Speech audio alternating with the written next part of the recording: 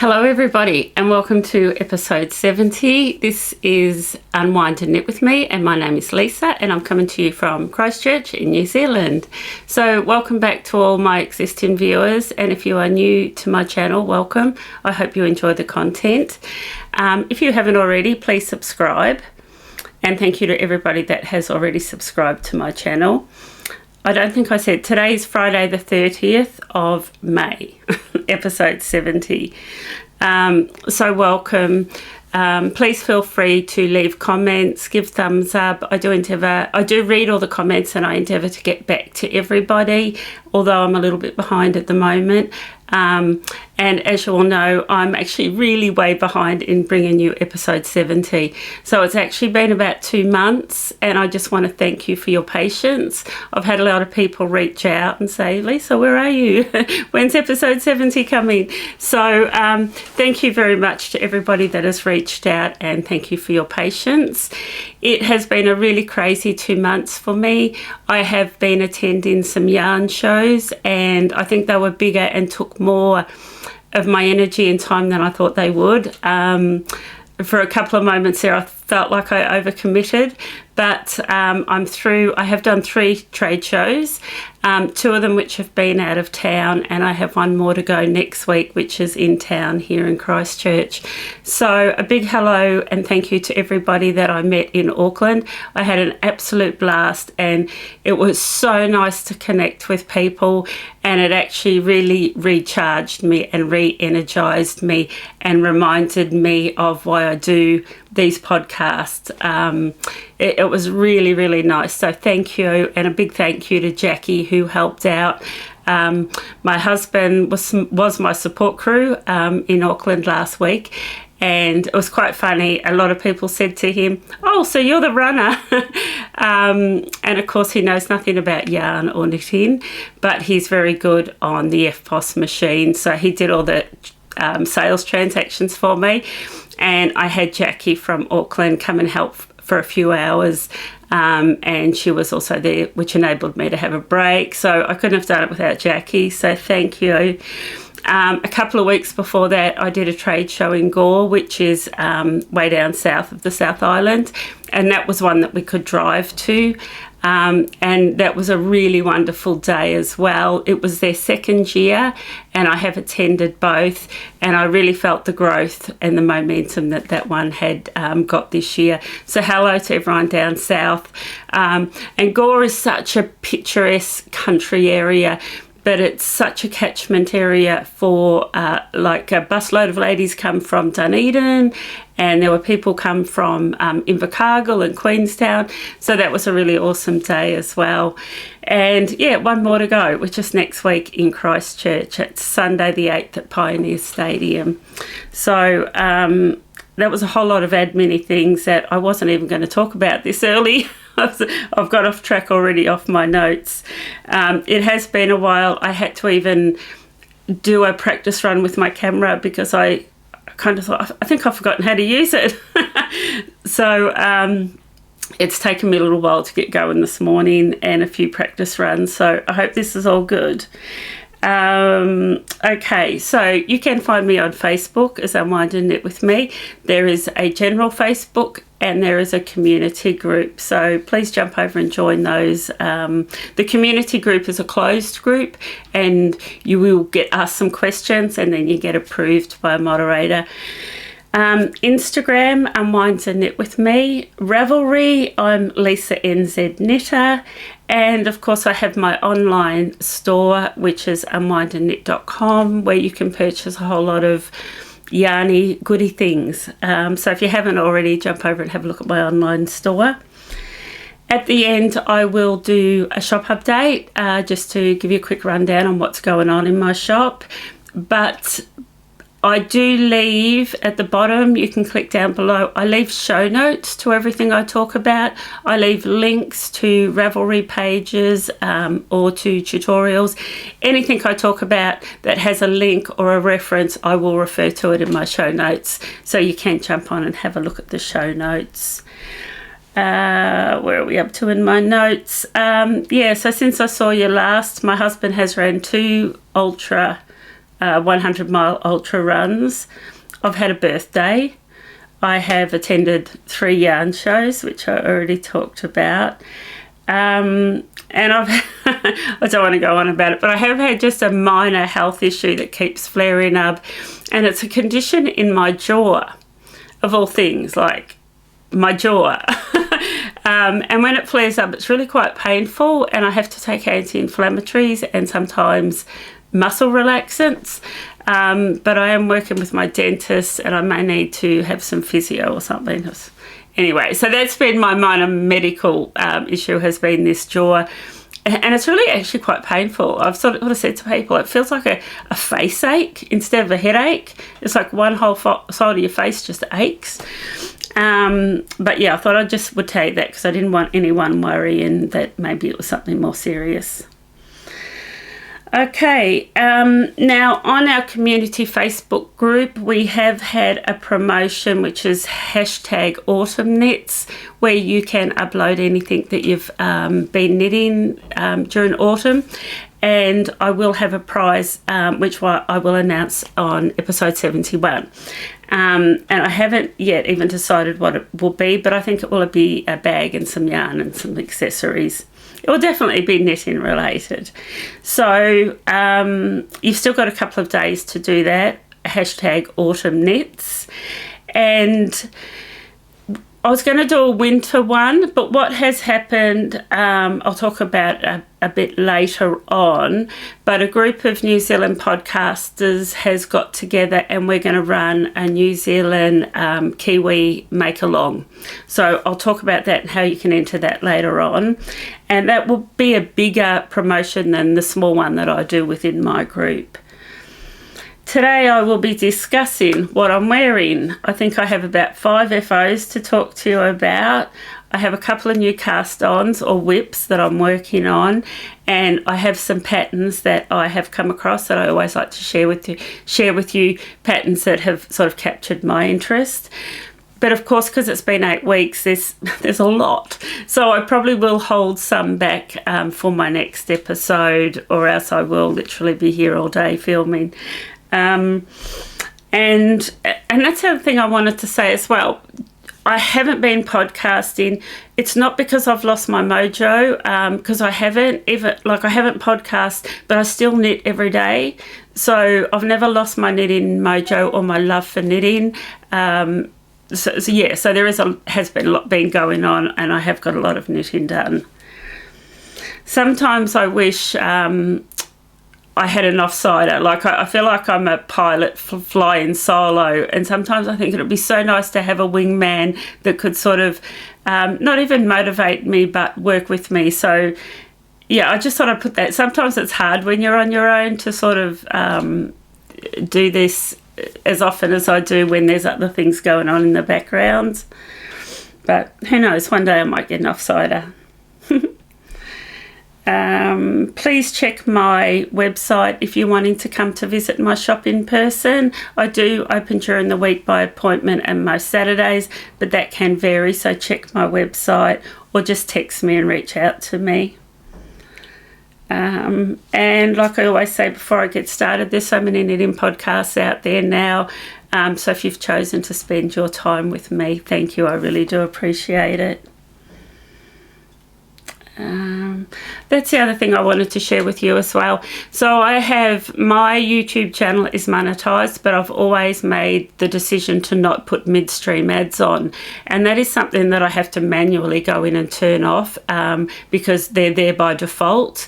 And in the early days, one day I forgot to do it, and I had quite a few people going, oh well, there's ads in it, and people didn't like it. So I've always been really conscious of not having midstream ads on my podcast, although I know other people do it, and I wonder whether I should, because that's really the only way you can generate an income doing these podcasts is by the midstream ads. So what I have done, I thought of a bit of a compromise. My latest podcast that you will see today will be commercial free. But once I upload a new one, the one behind, I am going to put the midstream ads in. So if you do go back and watch some of my older episodes, that would be great. But there may be, or there will be, some midstream ads there. So I've struggled with the idea to do it or not to do it. And I kind of think, well, if others can do it, maybe I should be doing it. But in the meantime, I'm just going to settle for my older podcasts having the ads. So if you watch this before the next one goes up, there shouldn't be any midstream commercials or ads. Okay, I'm going to talk to you about what I'm wearing, because I've gone on and on and on for I don't know how many minutes just talking about admin stuff. So let's get into the knitting. Okay, so I am wearing the Agnet or Agnetic cardigan by Petiteknit. And hopefully I will get a photograph. I will get a photograph of me at the end, and I will insert it so that you can actually see what it looks like on. But I knitted this cardigan in 2023, but I wanted to talk to you about it because it actually, I never really wore it much, and there were a couple of reasons why, and I've done some alterations, so I'll discuss those with you. So I'll insert a photo of the pattern here for you to see. So the Agnetic cardigan is worked from the top down in brioche stitch. First, a section for the back of the neck is worked in double knitting, which will connect to the front edges and form the integrated button bands. Neck stitches are picked up and knitted along the edge of this section, and the back yoke is worked from these. After this, the right and the left front yoke are worked flat separately. The three parts are then joined to form the body, which is worked flat back and forth in brioche stitch, while the front edges or button bands are continued to be worked simultaneously in double knitting. Buttonholes are worked along the double knitting front bands. Stitches are then picked up and knitted along the armholes, and the sleeves are worked down, and these are done in the round. Okay, so this was my first real brioche project, and I'm not very good at brioche. When I say I'm not very good at it, I can do it. The problem I have with it is if you make a mistake, the best way to fix a mistake with brioche is just not to make a mistake. I find it very difficult to read my stitches and to go back and fix a mistake. And even if I have to pull back, you know, say a dozen rows, then I find it really hard to pick the stitches back up. So I did have a friend who is very good at brioche work alongside me, so that helped. I would not attempt this as your first brioche project, but I wanted to share it with you. So she does say in the pattern to do a gauge to determine your needle size, because brioche knitters, it can vary quite a lot. The row count is not that important, but the stitch count is, so the number of stitches you get over your 10 centimetres. The cardigan goes from a size 80 centimetre to 150 centimetre, and it's designed to be worn with 10 to 15 centimetres of positive ease. I did the size 4, and I did this on a 3.75 mil needle, and I did it in a DK merino. It was a yarn that's local to me. It's a beautiful soft yarn, but I wouldn't use it again for this sort of pattern. It's a very heavy yarn and it pills terribly. Not that that's bad, I know we just de-pill things as we wear them, but if I did this again, I would do it definitely in something like Knit by Numbers that's a combination of merino and blue face Leicester. I think it's got more structure. So if you have a look on my Ravelry page, it's Lisa NZ Knitter, there is a photo of me wearing it. Now, what happened, and the reason why I knitted this in 2023 and hardly ever wore it, is because it did grow. It has a drop shoulder. Normally I'm not a fan of drop shoulder, but this, I'll stand up a little bit, it'll be a bit awkward, but it's it's cropped. You can see that there. It's a cropped cardigan, so I didn't mind the drop shoulder, but the shoulder dropped more than I thought it would, and therefore the sleeves grew. Now my sleeves ended up a good, I did bring a tape measure, 6 inches, about 15 centimeters too long. They were so long that I had to like fold it 2 or 3 times, and it looked ridiculous. But I also knew that I couldn't pick it back and rip it back because it's brioche and I'd never be able to pick the stitches up. I did eventually take it to my friend who does do brioche, and I asked her if she'd do it for me. So she took it home and she ripped it back a good 6 inches and put the stitches back on a cable for me. And I just knitted, she gave it back to me, and I just knitted a new sort of 1 inch 1x1 rib band.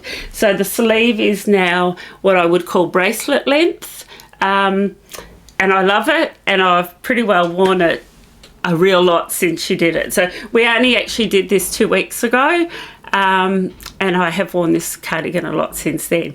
So the weather hasn't been great here. We're going into winter, but I can wear this. Like at the moment, I've got a long sleeve or a 3/4 sleeve, just sort of black base layer underneath, and absolutely love it.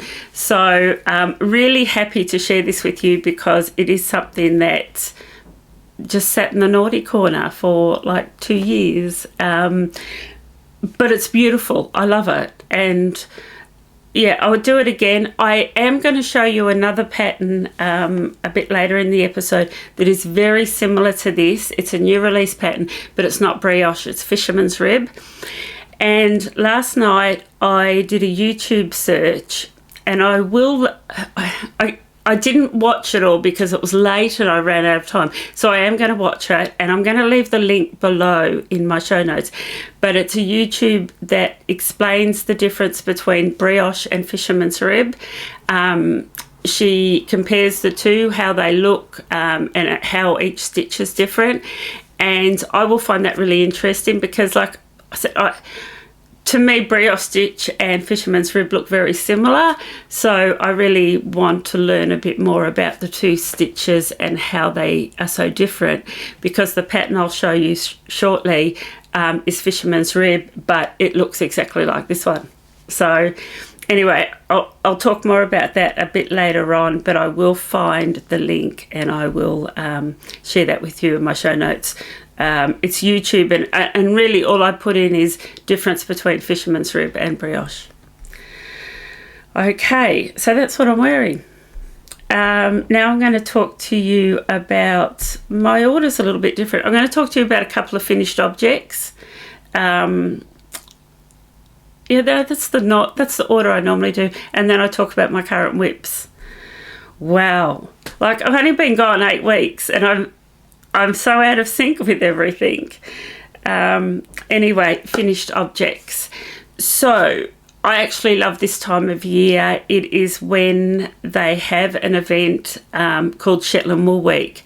And Shetland Wool Week is the biggest celebration of Shetland wool and traditional knitting in the world.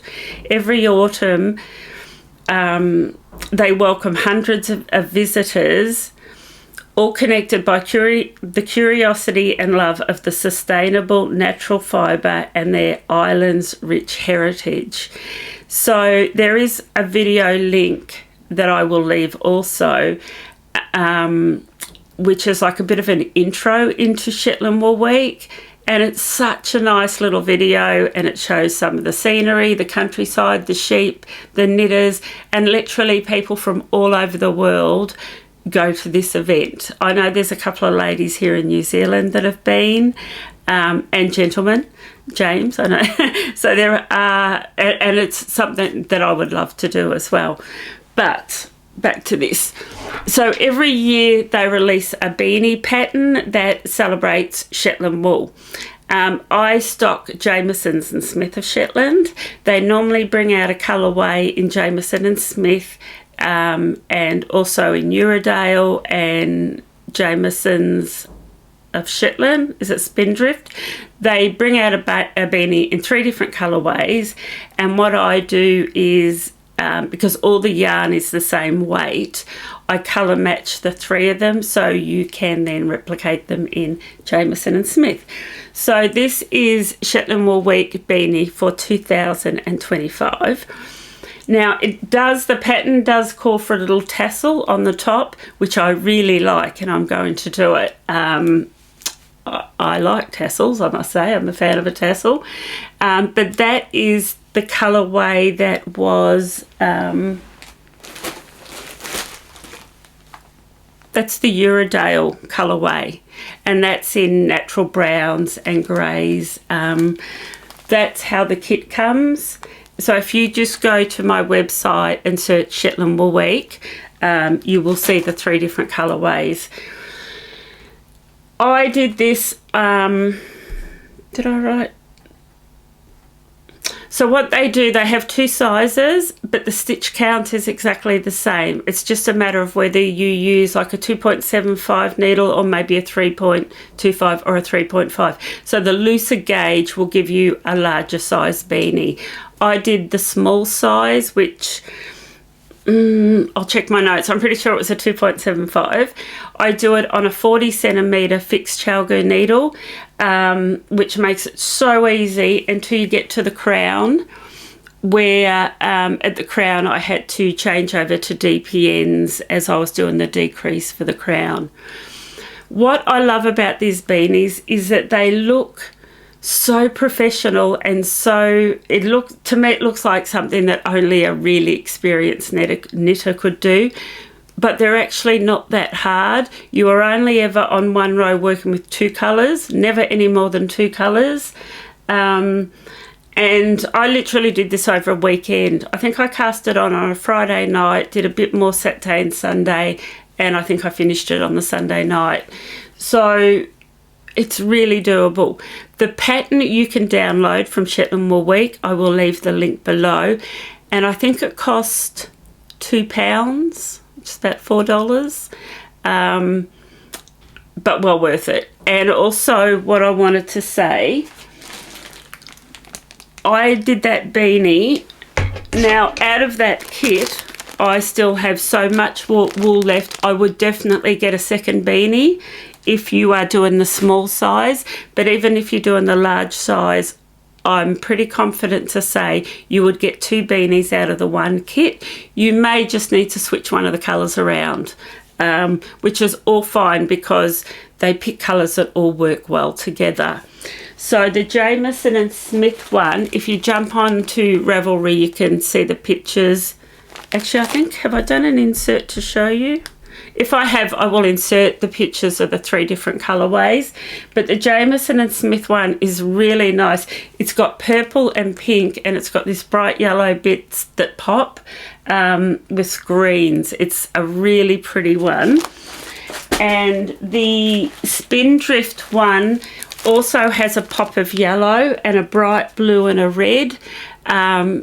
So they're all so different. So you just look for a colourway that you sort of think, yep, I'm a pink and purple person, or I'm a neutrals person, and go for that kit.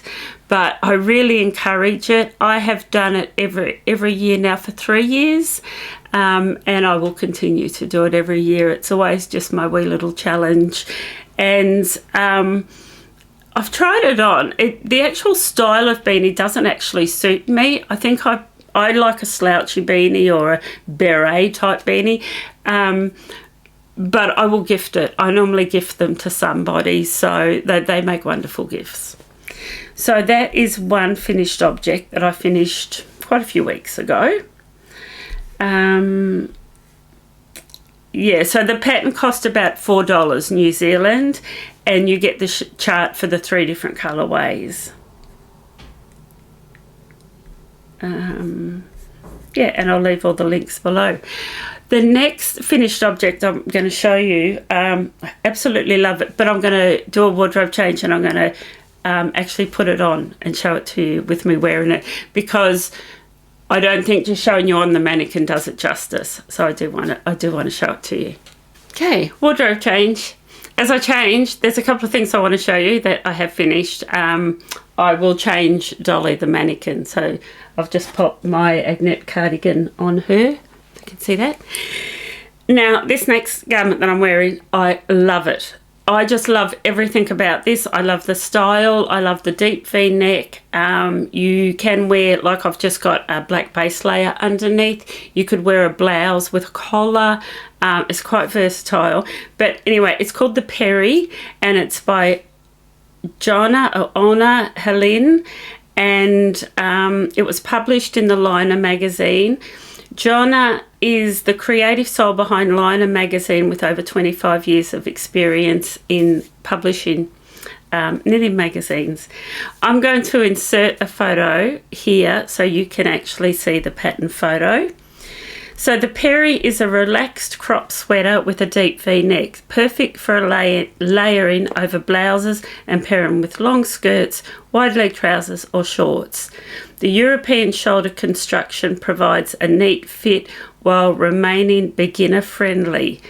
Making Perry is a satisfying project for everyone looking to add a cozy friend to their handmade collection. Okay, so the construction, the Perry is worked seamlessly from the top down with the deep V-neck portion. With the deep V-neck portion of it is worked flat.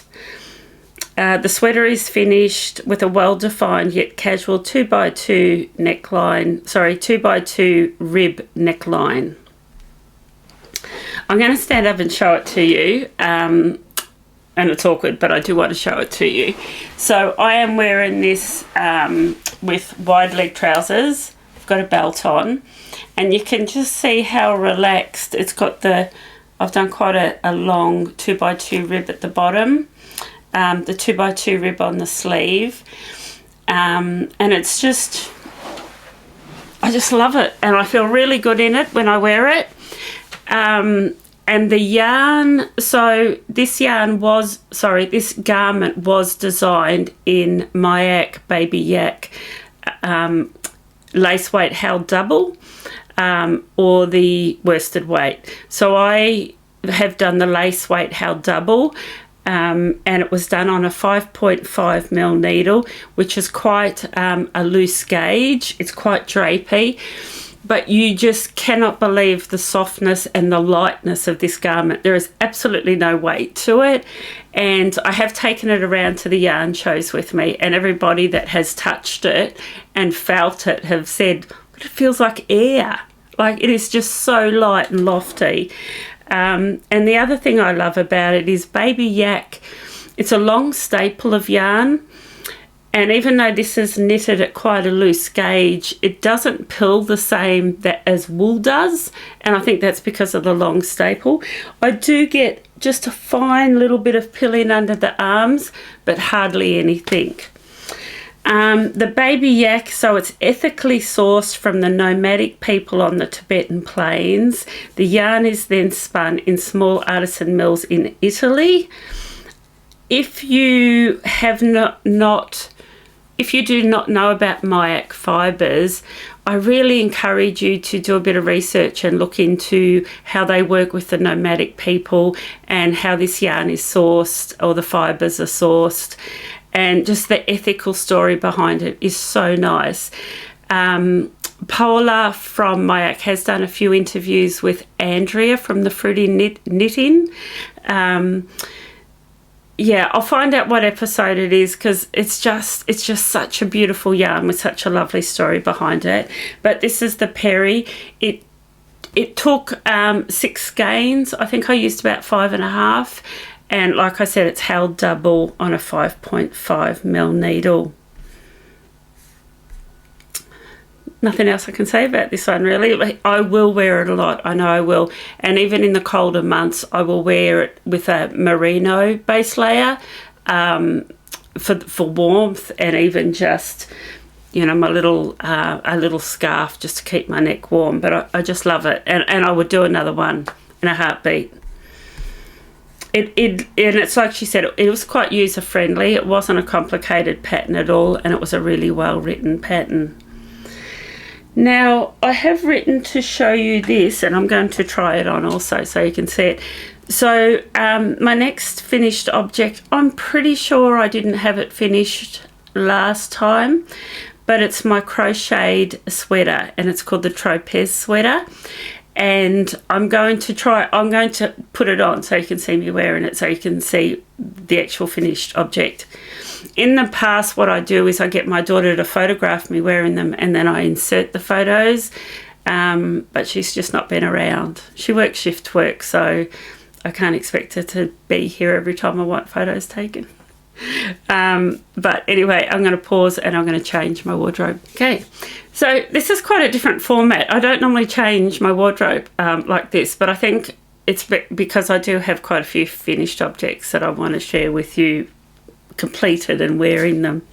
So this Tropez sweater, it's by Susanne Muller, and I'm going to insert I'm going to insert a photo of the pattern and the yarn I used so you can see it. I'll insert that now. So the Tropez sweater is a simple boxy shaped pullover in a mesh pattern, a true summer favourite that can be worn either as an airy topper or over another top, or as a beach cover up over swimwear. The sweater is crocheted from the bottom up in a granny type cluster pattern.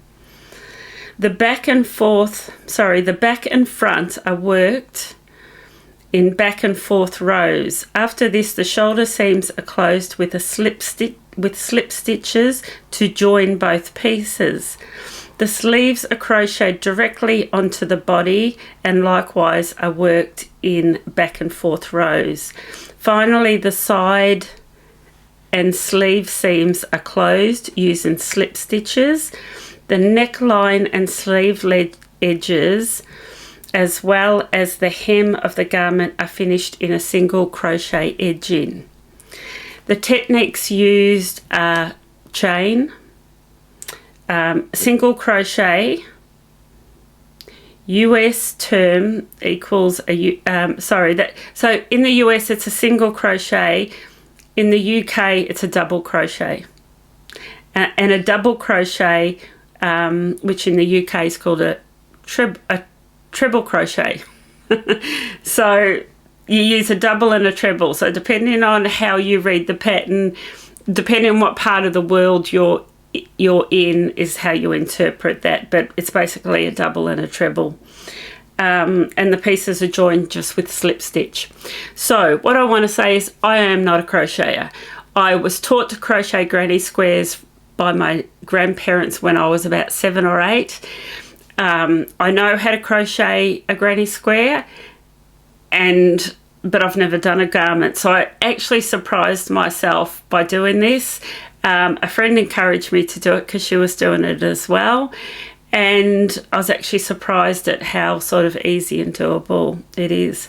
I'll stand up and show you me wearing it. So it is literally boxy. See the hem there. It's really basic and boxy, but I actually really love it. The yarn that I used as well, and I think it's the yarn that makes this top just so lovely to wear. So the brand is Kremke Morning Salutation. It's a 4-ply yarn, which is 51% tencel, 49% cotton. I used a 4mm crochet hook, and I did the size 3. I just want to tell you just a quick read this to you about what the Kremke Morning Salutation cotton tencel. So so it combines fine Greek cotton with tencel, a lysol fibre that is produced from sustainable wood which originates from certified and controlled sources. Morning Salutation has cooling and moisture managing properties and thus is antibacterial. The yarn has a silky shine, even structure and intense colour.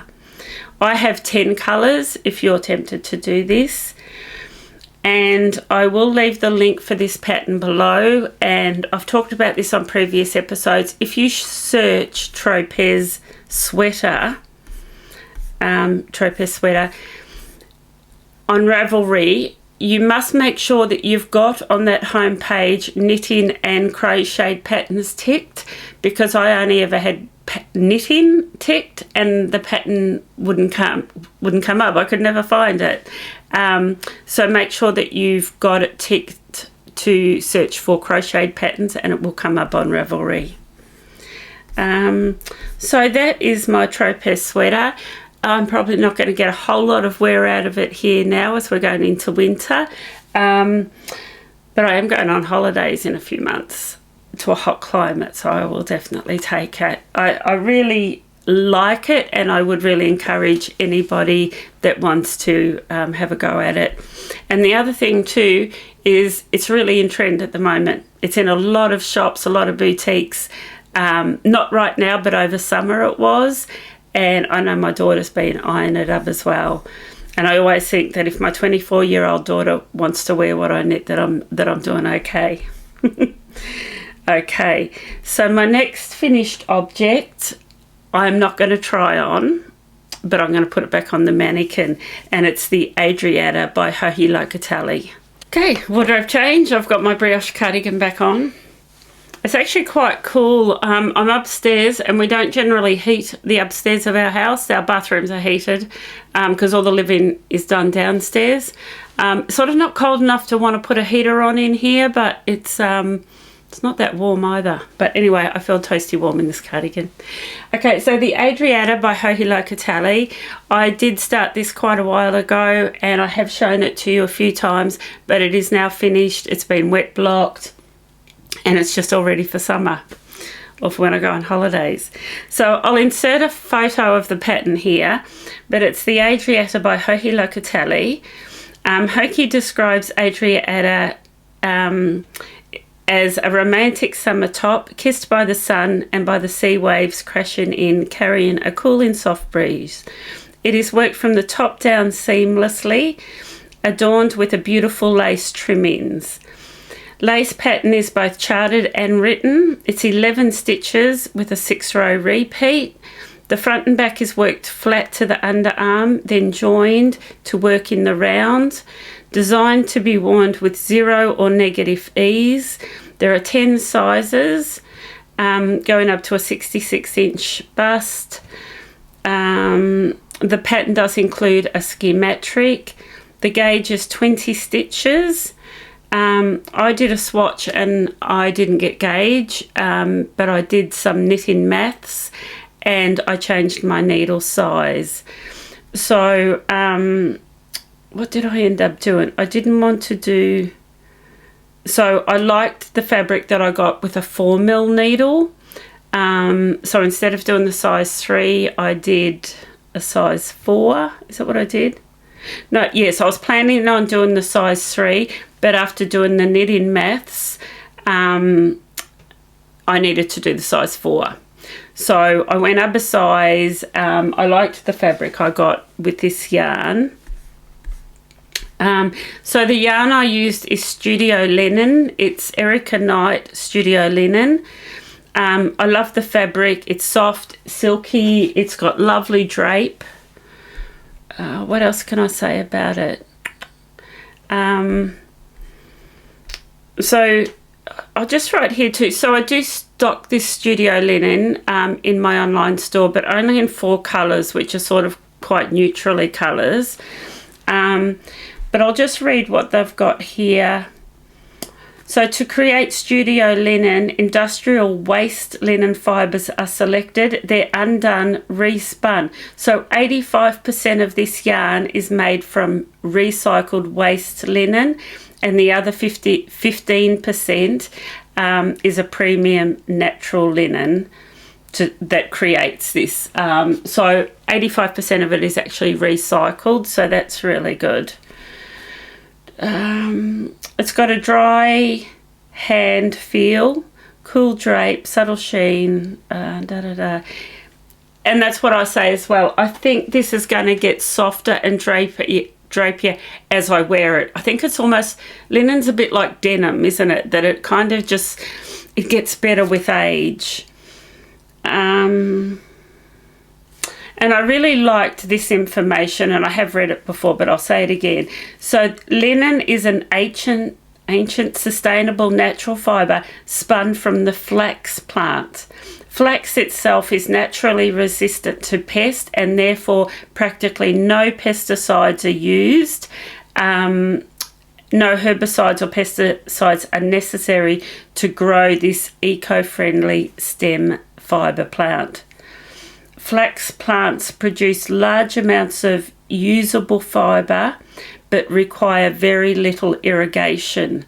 So not much water is used, and no herbicides or pesticides. So it's a really nice reusable recycled fibre. Environmentally friendly. So yeah, no, it's really nice. I do like the look of it on, and I'm going away. We're going to Bali in September, and I'll wear this with a pair of linen shorts, and I'll feel really good in it. So I'm hoping that you can see the detail of this lace work that runs down. So it starts here, and then you join, and then it runs right down the length of both sides of the body. And it is quite an easy pattern. Like it's only over 11 stitches over 6 rows, so it's quite repetitive. It's easy, and all the rest is just stocking stitch and 1 by rib at the bottom. I did the bind off where you, on the very last row, you knit the last row and then you bind off in knit, and you're probably not going to be able to see it, but it gives you a really nice neat edge. So that's the Adriata, and I would definitely recommend that for a summer knit. Quite often I knit in the winter, I knit summer knits so they're ready for summer, and vice versa. Quite often I'll start a winter project through summer, so I've got it ready for winter. So it doesn't matter where you are, what side of the world you're on, whether you're in your summer or your winter, you could knit that. I recommend it.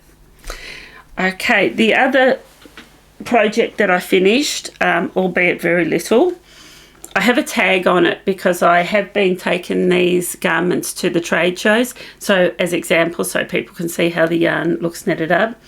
But this is the Sophie scarf by Petiteknit. This is a really popular pattern that so many people have done. I did mine, I wanted something in cashmere, so I stocked the mYak cashmere, which is lace weight. It's a very luxurious yarn, and it's not a cheap yarn.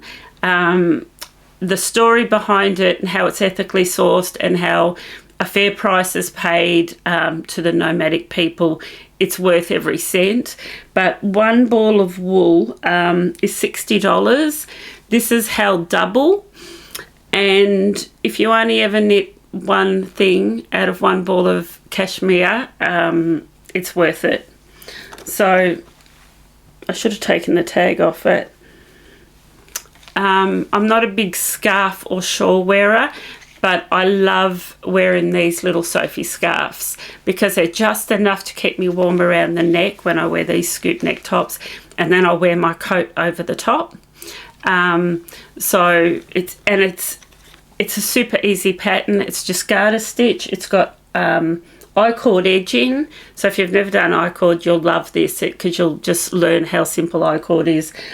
And I-cord's something that you can actually you can do modifications to some patterns and cardigans and actually use I-cord. It's a nice stitch. So what I will say about this, so it's double-stranded, so I've taken 1 ball of wool and I've taken from the outside and the inside, and I've knitted it, I'm pretty sure I did it on a 4mm needle. And you start here with like 3 stitches, and you slowly increase to a center point, and then you do the decrease all the way down. Now what I'm going to recommend to do, because I didn't do it and I wish I had done it, excuse me, is with your, especially with a ball of cashmere, you don't want any left over. Like, it's just too expensive and too precious to have part balls laying around that you're never going to use again. So I really wanted to keep knitting until I got to the halfway point. So these are 25 gram balls, no, 50 gram balls. So ideally what I wanted to do was keep knitting, get to the top of the increase and keep knitting up straight until I got to halfway, and then start my decrease so I didn't have any left. And I was knitting away, and I actually thought, oh yeah, that's halfway. So I started my decreasing because I was actually too lazy to go out to where my dye house, my dye studio is, and get my scales. Kitchen scales aren't accurate enough when you're measuring such small lightweight quantities of yarn, is what I've learnt. What I recommend, I have these scales. Now I bought these from Amazon, and I use them because when I dye yarn, I have to measure out very small amounts of powder to mix up my dye stock. And these scales weigh really tiny amounts, so you could confidently weigh your ball of cashmere, get to the halfway point, and then start your decreasing. I didn't use them, but I thought I would show them to you. I mean, if you dye yarn, you've probably already got a set, but as a knitter, I actually find them really quite useful, more useful for weighing a ball of wool than my kitchen scales. They're a lot more accurate. I was using my kitchen scales and I did not get an accurate halfway point. And when I finished, actually I got to about here, and I knew I was going to have quite a bit of yarn left over. So I actually knitted a whole section with no decrease in to give it a bit more length, but I still had yarn left over. And I was a bit cranky with myself for that. So I have started another one. I have already cast on another one in a darker colour in the cashmere, and I'm going to be more mindful of that halfway point, and I'm going to use, what are they? They're called digital mini scales, and you'll find them on Amazon. And that's my recommendation for when you are weighing yarn. Yeah, use the mini scales. Now, this next, I'm actually going to put this on the mannequin. So this next finished object is the Stromboli by Caitlin Hunter. Now, I didn't knit it. I cannot take the credit for it. I wanted it to show at my yarn shows because I stocked the yarn and I wanted a sample. And so my friend offered to knit it for me. So I've had it in my possession for a few weeks now, taking it around to the yarn shows. But at the end of the yarn show, she wants it back. So I don't get to keep it, which is okay as well, because she's knitted it to fit her. It actually doesn't fit me that well. She's a lot taller than I am, so it actually looks too big on me. But I'm going to put it on the mannequin so you can see it, because it's absolutely stunning. The yarn is beautiful, it's soft, it's drapey, and the lacework pattern is really nice. So I'm going to pause and I'm going to change the mannequin. Okay, so this is the last finished object. I can't believe how long we have gone for, and I haven't even started talking about my current whips. So I hope you're still with me. Hang in there, please. Okay, so the Stromboli by Caitlin Hunter that I didn't knit. I'm going to insert a photo of the pattern here so you can see it. But the Stromboli is the latest of, she calls it her Knitterly series. T-shirt patterns that are inspired by names and places in Italy. Her dream is to one day visit all the places in this series. Stromboli is an island near Sicily, and it's the home of an active volcano called Mount Stromboli. So that's why the pattern's called Stromboli. The pattern is knitted from the bottom up in the rounds and then separated for the front and back, which are worked flat. After joining the shoulder, sleeve stitches are picked up and worked in the round. You could either do long or short sleeve, whatever you prefer. And then finally the collar stitches are picked up and worked around the neckline. The yarn recommended, what have I written here? Okay, so this is what Caitlin Hunter has written that she recommends using a yarn with cotton or linen content to maximise the comfort for warm weather, and a solid or tonal yarn to best show the stitch pattern. Caitlin has designed this in the mYak Kupa, which is a 50% baby yak and 50% organic cotton. It is extremely soft, it's drapey, it's airy, and it highlights the lacework beautifully. Now, I'm really hoping this shows up, because what I'm seeing in the camera is quite dark, but I know it shows up differently once I actually upload it. But I'm hoping that lacework shows up. But it is quite a boxy style. My friend used, it was 8 or 9, I'm going to say 9 skeins. I know that if I was to knit it, I would probably do a good couple of inches shorter to make it a bit more cropped. So you'd probably need, depending on the size and the length of the body you did, between 7 and 9. The yarn is considered light fingering weight, 22 stitch gauge on a 3.25mm needle for the main body and 2.75 for the ribbing. Okay, so that's the Stromboli. It is so beautifully soft. If you're going to be in Christchurch next week, I'm going to have all these samples with me, so come along and have a look at them, because sometimes you just need to feel how it knits up, you just need to see it in person. Okay, I'm going to start talking about whips.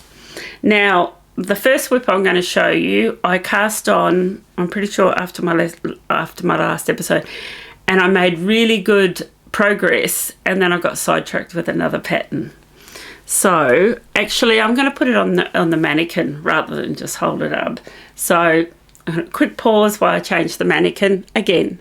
Okay, I really do hope the light is good. I mean, it looks good to me where I'm sitting, but like I said, the picture that I see on my camera screen doesn't look that light. So fingers crossed that this is all okay. It's normally okay, so I shouldn't be worried about it. Okay, so this is the Northwoods V-neck sweater by Jessie Maed Designs, and I'll insert a photo of the pattern right now. So Jessie Maed design patterns are all size inclusive and go up to a 62-inch chest. This is done on a DK or 8-ply yarn at an 18 stitch gauge. Needle size for the main body is 4.5mm and a 3.75 for the bands. This design is knitted seamlessly from the top down with shoulder short row shaping and tapered sleeves. Stitches are picked up for the sleeves and the neckline. This can be knitted cropped or full length with more positive ease. The pattern has dropped sleeves. So drop sleeves, not normally my preference. Personally, I like a raglan. I think a raglan suits me better, but I am going to actually wear this quite boxy and cropped, so I'm okay with the drop shoulder. And I've just written here, I think it's a really playful and relaxed design, and what appealed to me is I really wanted to use my knit by numbers, and I wanted to play with colour and do stripes. So I've chosen 6 colours for this jersey, and I have 1, 2, 3, 4, 5. Yep, so I have used all 6 there, and I love the way they are playing together. I think it's got a real autumn tone to it. What I tend to do is get to a certain part of the body, put it on cords, put it on hold, and then I go and do my sleeves and then come back to do the body and the neckline. So I have just started one sleeve. I don't think you can see that sleeve. Come over here. That's it there. I have just started one sleeve.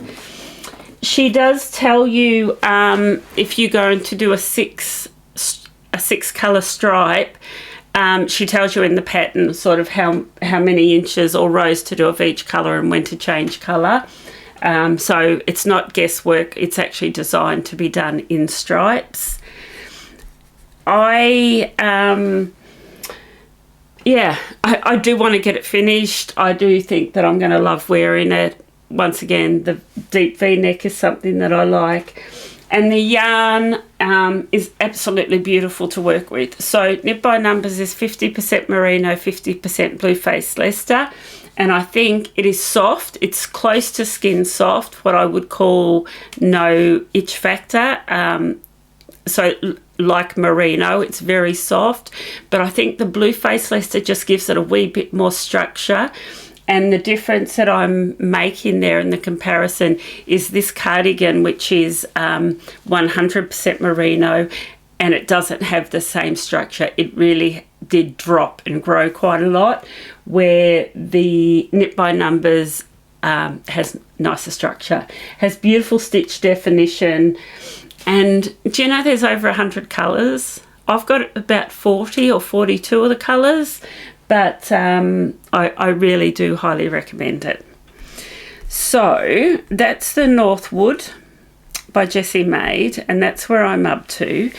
Now, in my last episode, if you've been following me for a while, I talked a bit about wanting to do a cardigan with a fitted cardigan with a double knit button band. And the pattern that I thought I was going to do, that I decided on, was the Champagne cardigan by Petiteknit.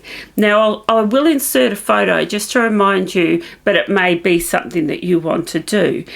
But I'll insert that now. The Champagne cardigan by Petiteknit. It had everything I wanted. Yeah, so it had the structure and the shaping and the double knit band.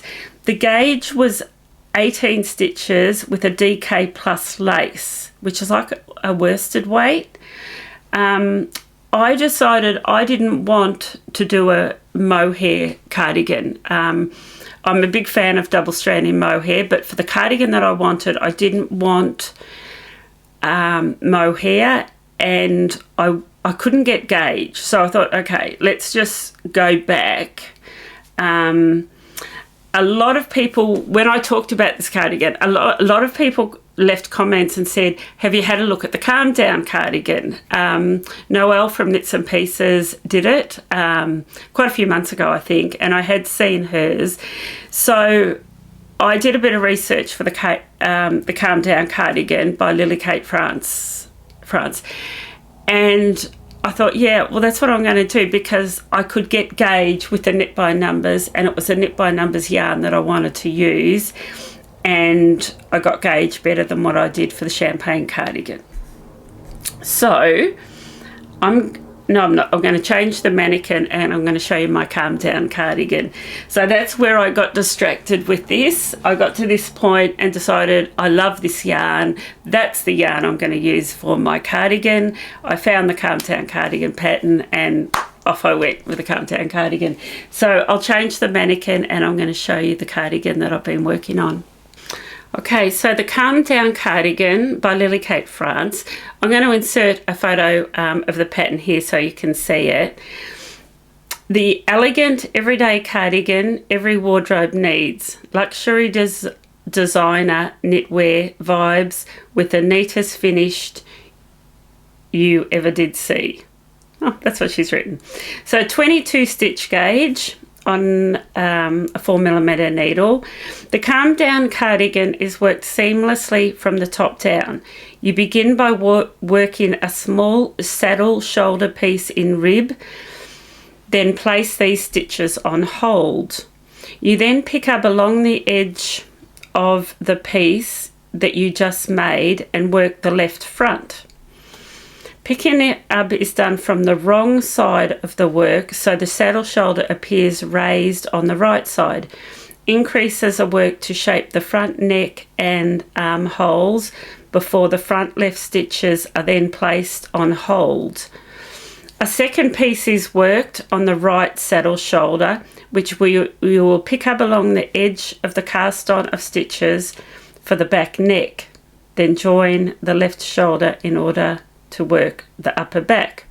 After completing the armhole increases, the back stitches are placed aside and the right front is worked to match the left. What I'm going to say here is, there's a lot of words there, is this is a sort of pattern that you have to trust in the pattern. Because as I was working it, I thought, this is a weird construction. But she says that in the pattern, trust in the pattern.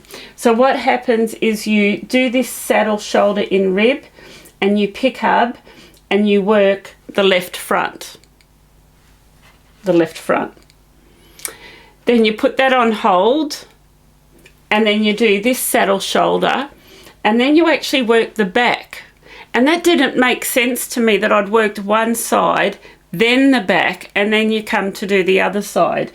And it just didn't even feel right, because it wasn't weighted correctly, because you had one side done and then you're working on the back, and it just didn't feel right. But then when I finished the back and then did the right front, it all come together. So it's a pattern where you have to trust in the pattern. I love this saddle shoulder, the rib of the shoulder here. And then the sleeves, I have picked up for both of the sleeves, and it's the construction, is it a shoulder cap, where you do a whole series of short rows back and forward until you get to here. And I'm at the point here now where I start working down and just decreasing to shape the sleeves. But it has a really nice shoulder, it fits really nicely. I have worked also that rib pattern that you've got up here continues down the side here, and you're probably not going to be able to see it in the black, but trust me. So you've got some ribbing here along the sleeves, and then that joins under the arm, and then that ribbing is continued down. I'm at a point in the body now where what I have to start doing is I'm decreasing on the left and right fronts. So the bottom of it isn't going to be completely square. There's actually it sort of comes down and it's shaped. And then I pick up and I do the double knit button band, which is what I wanted to do. She does say here about your yarn choice. So it is worth considering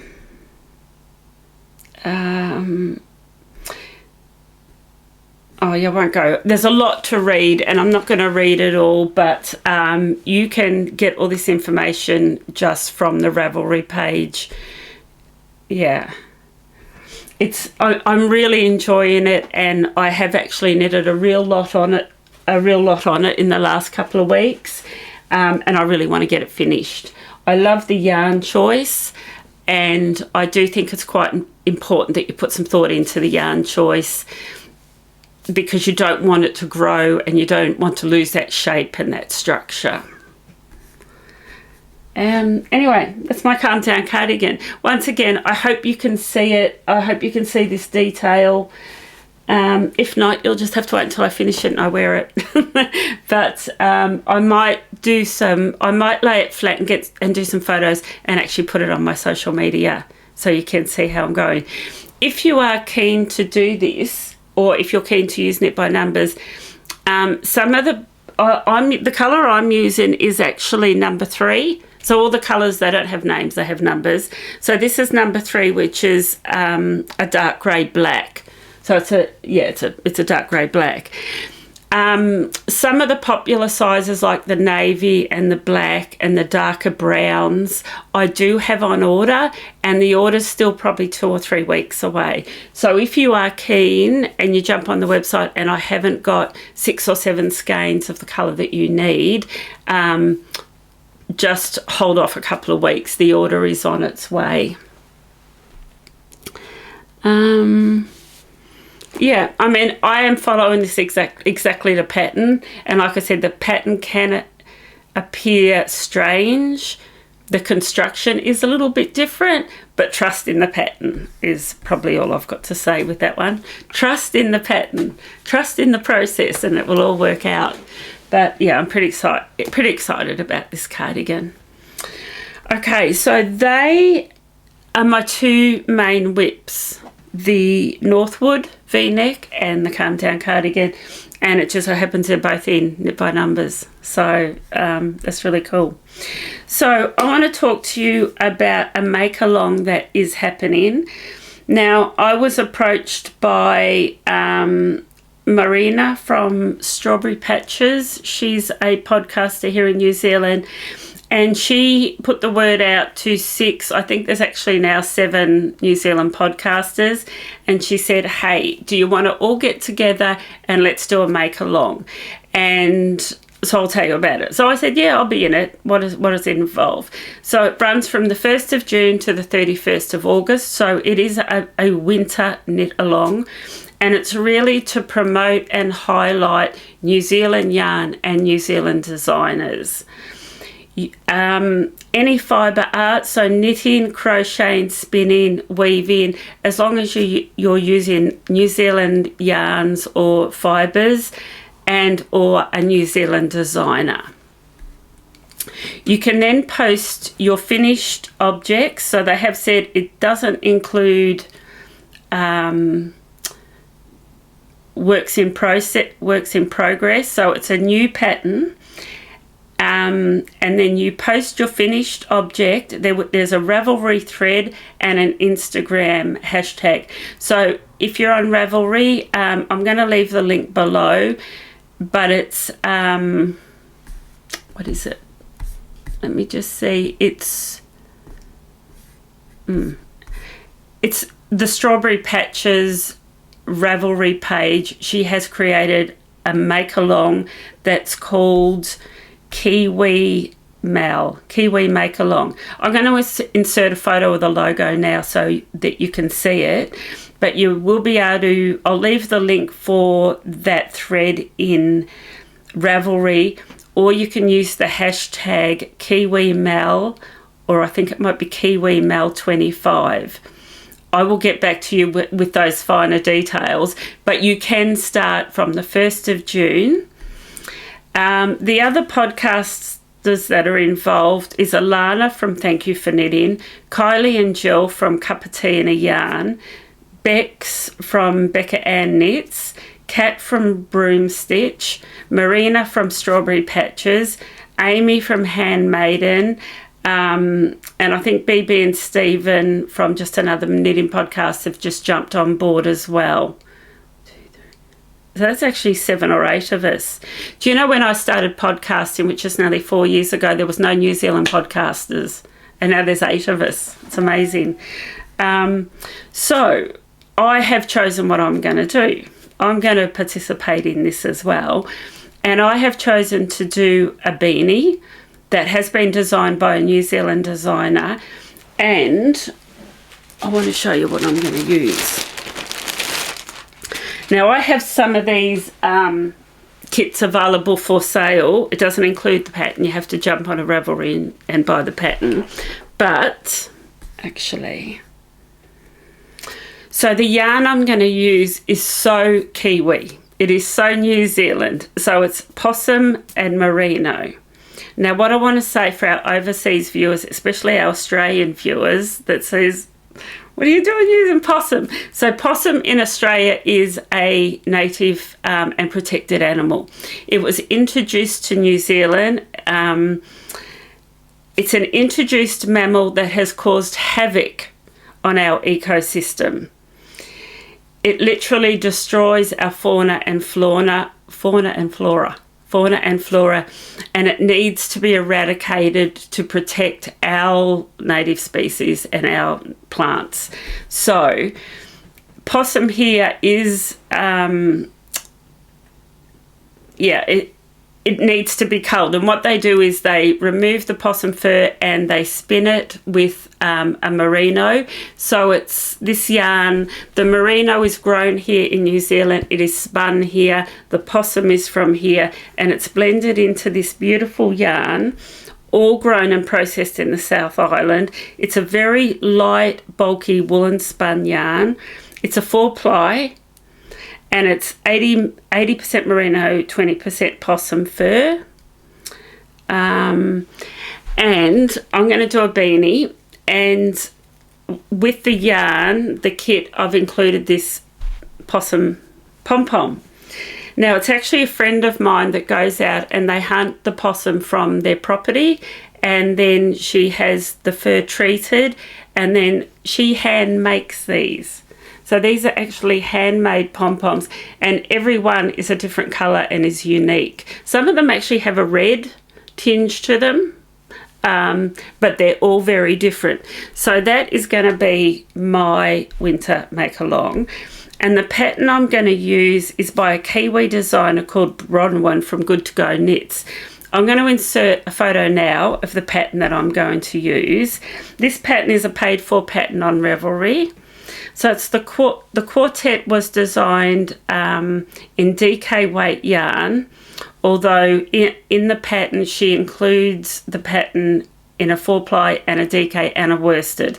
So this pattern you can use for 3 different weighted yarns, so it's a bonus. And the pattern is also fits a child right through to an adult extra large. So yeah, it's value. The pattern is value for money. Instruction. So the instruction includes fingering weight and worsted weight yarns. Sorry, I should have pre-read all of this. It's a fun to knit hat. The stitch pattern quickly becomes intuitive. You might just find it a bit more exciting on the needles than a standard ribbed hat. So it's a nice pattern. I won't read all of that.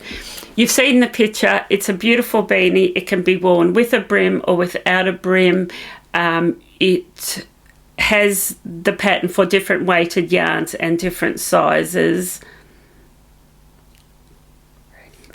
So that is my choice of Kiwi yarn and a Kiwi designer for our Kiwi Makealong.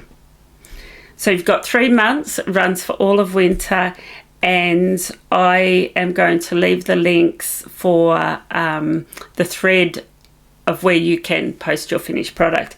Now, the 8 or 9 of us that are have got on board with this make-along, we are all going to donate a prize. So there's actually going to be 8 prizes, and they're yet to be announced, but there will be 8 winners. Yeah, and there will be a prize donated by each of us that have got involved. Yeah, so get involved. I'll have more information about that. I literally got this information through last night, so that's why I'm a little bit vague on it. But I do know it's a Kiwi yarn and or Kiwi designer. It's a fibre art, and there's about 8 or 9 prizes that will be given away to finished objects. Okay.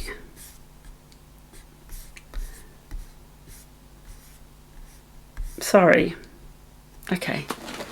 So that's my whips. That's my next cast on for our promotion.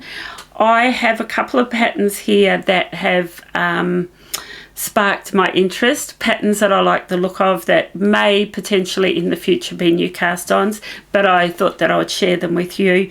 Like I said, I've actually held quite a bit back because this is going to be quite the episode. It's what happens when you don't podcast regularly. You get behind.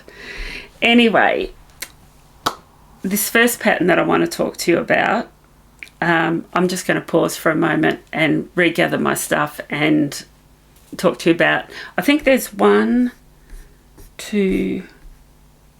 There's only 2. So I have pared it back a little bit. There's 2 patterns that I'll talk to you about. There's another 2 or 3 that I'm going to leave for my next episode. I did have one more FO that I have cast on and completed since I saw you last, and I want to show it to you. So it's a single skein shawl that I have been wearing. It's got one of my hairs on it.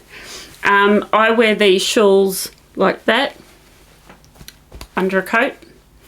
And this shawl I have been taken around with me to the yarn shows, because I've got kits available. So if you're going to be at Christchurch, you can buy this kit, and it includes the colour photocopy of the pattern and the skein of yarn. And this shawl, you can see the pattern there. I really, really like the pattern, but it's called the Rest Area Shawl, and it's by Bronwyn from Good to Go Knit Designs. So the Kiwi designer that I just talked about, because that's the beanie that I'm doing. So if you want to participate in the Kiwi Makealong and you just want to do a single shawl pattern, that is available on Ravelry. I'll leave the link below, or you can get it from me at the Christchurch Woolfest. I have used this is one of my hand dyed yarns, and it's in High Twist 4-ply Merino. That's on my website. But yeah, just a really nice, it's easy, it's repetitive, it's what I would call TV knitting, and I think it's really, really effective. So that's the Rest Area Shawl, and I'm pretty happy with that. It's a sort of thing that I would do again. It's a bit like, you know, the Hitchhiker. There's a few single skein shawls that have been around forever that we often go back to. Well, I think if you do that one, the Rest Area Shawl, I think you'll go back to it. It's one of those, and a really nice way to get rid of those single skeins out of your stash. The sun's just come out. You see that? All of a sudden it's brightened up.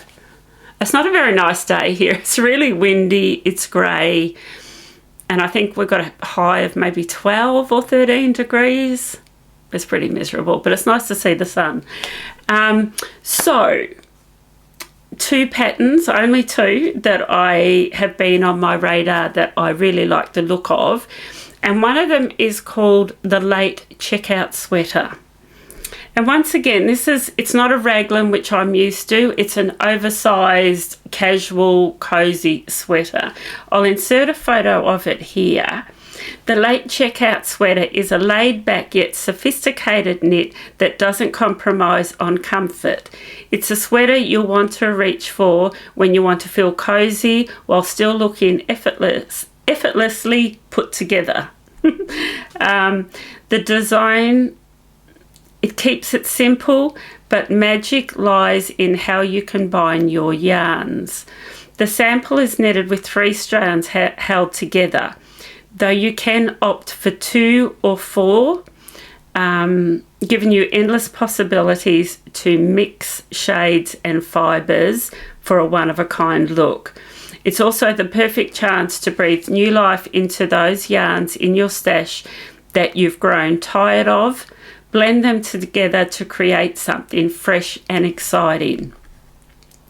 So this sweater is worked seamlessly from the top down in stocking stitch. It features a drop shoulder and it's an oversized fit. The collar, hem and cuffs are finished with a clean and polished 2x2 rib, and it's bound off with an Italian bind off for a professional finish. So in this sweater, there's 3 options. So you can just use a DK, which is what I will probably do. You can combine it with a mohair. You can use, like she has, 3 to 4 strands of mohair. Oh, actually, I should have scrolled down. So option A is 2 strands held together, a DK and a lace. Option B is 3 strands, so a finger in plus mohair, or 4 strands of lace weight and mohair, or just a DK or a worsted weight yarn. So there's quite a few options there. I was kind of looking at this. I'm kind of feeling this pink vibe, and this is my Knit by Numbers number 66 with the Kremke mohair. I really think I'd like one of those in pink. I also have, still in my stock, Nurturing Fibres. This is 100% merino, and it's a heavy DK, so a worsted weight. And I have still got a couple of colours that I have sweater quantities for. So Nurturing Fibres DK is another option for that one. But I just love that casual, oversized, relaxed, yet polished finish look. So that was on my radar. And I also like the option that you can combine a whole lot of yarns to create it and just make it a one of a kind. The next one I want to talk about, so at the beginning I talked about this being brioche, and also I don't really know the difference between brioche and fisherman's rib, so I am going to go back and look at that tutorial so I can really learn a bit more, because both stitches are stitches that I haven't used much. Like I said, I had help with this one, but I would like to do more brioche. Now this pattern, it's a fairly new released pattern that came up on my Instagram, and it's called the Mayberry Cardigan, and it's by Amy Loden, and I'm going to insert a photo of it here, and you will see the resemblance of this and then this one that I have done in brioche. So the Mayberry Cardigan is a seamless cardigan which is not knit top down in a DK yarn or fingering weight yarn with a mohair held together. The button band is knit at the same time as the rest of the garment using a special double knitting technique to create a beautiful vertical band. Absolutely no seaming is required for this design. It's a comfy fit designed to be worn with approximately 10 to 15 centimetres of positive ease. The cardigan features a classic V-neck and is hip height length with instructions for shortening or lengthening it if desired. The fisherman rib is incredibly warm, lofty and perfect for chilly days and evenings. So it comes in two sizes, which is 30 inch to a 65 inch. It's a 17 stitch gauge in fisherman's rib on a 4mm needle. So once again, a DK, so this like knit by numbers, or a 4-ply finger and weight plus lace to achieve that DK. I would really like to have a go at this cardigan in the knit by numbers, because as I said, I did this one in merino and it did grow and lose its shape. So I'm really keen to have a look at this pattern. The fisherman's rib in that picture looks, and the increase in and the detail looks so much like this Agneta cardigan by Petiteknit, but one's fisherman rib and one is brioche. So I'll let you know what I think. I really need to learn the difference, and I might do some swatches, one in each, one in fisherman's rib and one in brioche, and we'll talk about the difference maybe in a podcast in the future. Pattern attributes: buttonholes, it's in the round, the sleeves are in the round, it's raglan sleeves, short row shaping, top down V-neck, worked flat and positive ease. So that's the Mayberry cardigan, and isn't the pink she's used in the picture of that pattern, it's just gorgeous. And it's quite funny how quite often we gravitate to want to do the same colour as what the designer has used. I find I do that a lot. I think it looks so good in that colour, that's the colour that I want to use. So once again, you could use the pink combination with the knit by numbers for that Mayberry cardigan. I don't know how long this episode is. I won't know until the end, because I stop and pause and stop and start and stop and start, but I'm guessing it's going to be quite a lengthy episode. Right, so let's get on. The next 8th of June is a date that I just want to talk about. So if you're in the South Island of New Zealand, especially if you're in Christchurch, 8th of June is Wool Feast, and it's at the Pioneer Stadium. It's on Sunday the 8th. I'll be there along with lots and lots of other traders, and it's a really good day. They have spot prizes. It's just so nice to be in that environment with like-minded people. I have loved these shows that I've done. I absolutely loved Auckland and Gore. It just fills me with so much joy being around all those people with that common interest.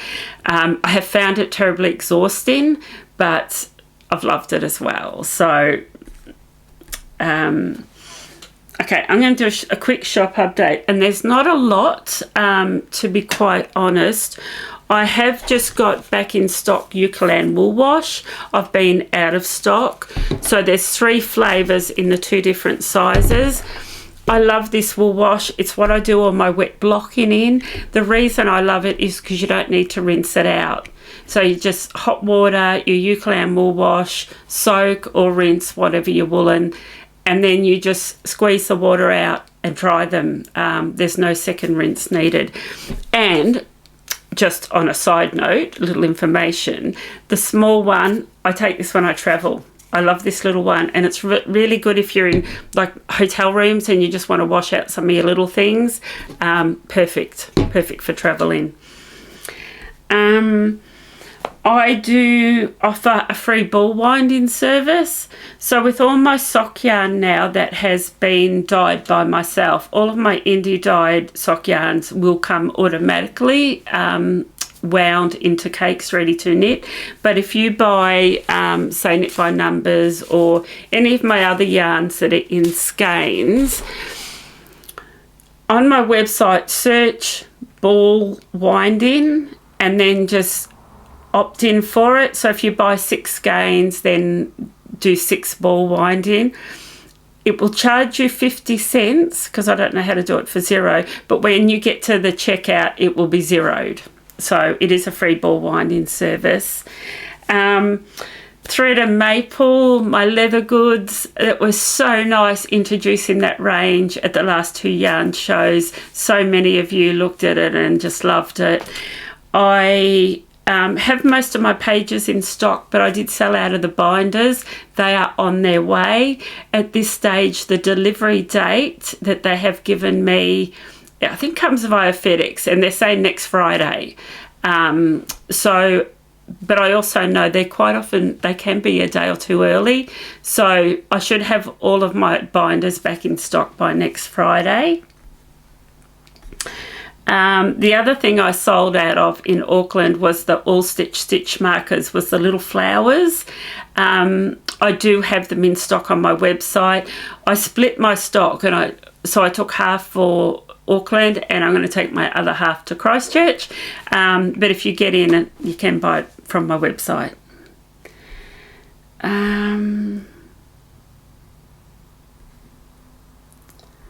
Okay. Yeah, outside of New Zealand, if you buy from my shop, 2 to 3 days to Australia via DHL. So it's a really good service. I do have Afterpay available on my checkout. And that was all. At the end, I'm going to insert a little video which is literally just a shop update with some of my brands. So I will insert that. And I just wanted to remind you, I really need to do another podcast within 2 weeks because I have held quite a bit back. So once again, thank you for your patience. I never meant to go 2 months without doing one. It's just what happens. But keep an eye out on your social media for more information about our New Zealand or Kiwi Makealong. The other 8 or 9 podcasters will also be talking about it, and it will be on Instagram, no doubt. But I will leave the link for the Ravelry thread because I know a lot of my viewers don't do Facebook and Instagram. So, and that's why we're doing both platforms, and prizes will be drawn from both platforms. I think that's everything. I just want to say thank you for spending your time with me. I know there's a lot of podcasts out there, so if you choose to spend your time with me, thank you very much. like I said too, I hope you don't mind that some of my podcasts will have some midstream ads in them. I think most of them are skippable, but hey, it's a chance to get up and have a quick toilet break, or go and put the jug on for a cup of tea if they do appear. But unfortunately, it's the only way that creators, other than sponsorship, it's really the only way that creators can make it's only a little bit of money to actually enable us to keep doing this. So thank you very much. I'm going to leave it at that now. I'm going to go away and edit this and put all of them. Oh, that's the other thing I was going to say, just quickly. So one of my viewers, actually she's another podcaster, Kat, said to me, Lisa, when you do your overlays, will you make them longer? She said, because you talk about them, the overlay goes up, and by the time I look up to write down the pattern that you're talking about, it's gone. So with the newer overlays that I'm doing, I have expanded them to be a bit longer. The older ones I can't go back and expand, but moving forward, the overlays that I put on, I am going to do them a little bit longer. So if you want to make notes of the patterns or the yarns, you can do that without having to pause and go back. And that's what she said to me. I have to keep pausing and rewinding and pausing and rewinding to get the details of what's on that overlay. So I have taken that on board, and I will make them longer. I am going to make a real conscious effort over the next couple of days of catching up on all of my comments on YouTube. I'm aware that I've got behind there. And that's all. Thank you very much. Stay happy, stay healthy, happy knitting, and I will see you in a couple of weeks. Bye for now.